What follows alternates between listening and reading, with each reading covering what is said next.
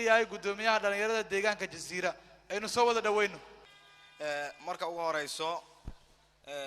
waxaan salaameynaa dhammaan marti sharafta ka soo qayb gashay ma aragtay xafladan qalin bedelashada oo runtii ardaydan quruxda badan ay ku bedeshanayaan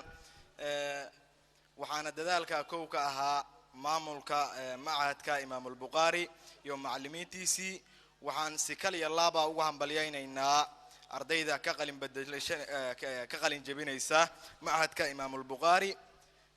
hadalka oo ugu yar awgi waqtigan uu inahaayo hal qodob aan aad loo taaban ayaa jira waalidiinta iyo macallimiintaba hal qodob ah idin la dardaarma macallimiinta iyo waalidiintaba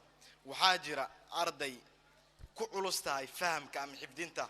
oo u baahan in wax badan loogu celceliyo inaan ardaygaas la niyad jabinin la dhiirigeliyo la bogaadiyo aanan la dhiin waryaa wax ma fahmi kartid la moral jabin ardaygaas